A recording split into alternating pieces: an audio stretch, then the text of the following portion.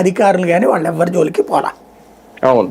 తనని బాగా దూషించే వాళ్ళని, తనని బాగా టచ్ చేసినటువంటి వాళ్ళ జోలికే వెళ్ళాడు ప్రతీకారం. వీళ్ళు దానికి ప్రతీకారంగా అందరినీ లాగేస్తున్నారు ఇందులోకి. మంచిదే. దీని పర్యవసానం ఏంటంటే నా బాధల్లా ఇది ఇవాళ వీళ్ళు దీనికి ప్రతీకారం. జగన్ జీవితంలో రాడు అనుకుంటే నో ప్రాబ్లం, వీళ్ళదే అప్పర్ హ్యాండ్ నడుస్తుంది. కానీ జగన్ మళ్ళీ జీవితంలో వస్తే అప్పుడు ఏమవుతాయి, ఇంతకి 4 రెట్లు హింస ఉంటది. ఈ చర్యలలో ఏం సాగుతుంది అసలు ఆంధ్రప్రదేశ్కి?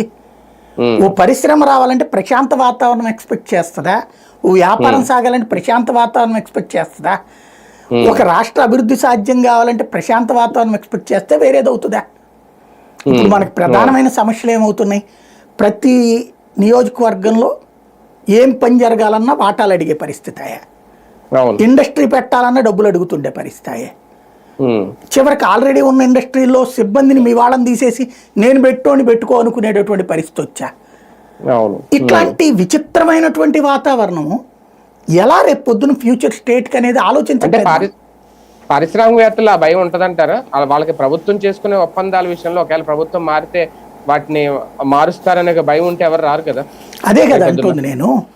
అదే కాదు, పెత్తనం పరిశ్రమ మీద పెత్తనం రాజకీయం ఉండకూడదు. అవును అవును, ఉండకూడదు. మొన్న కొన్ని కంపెనీలు గొడవ అదే కదా. ఇప్పుడు కడప జిల్లాలో జమ్మలమడుగు కావచ్చు,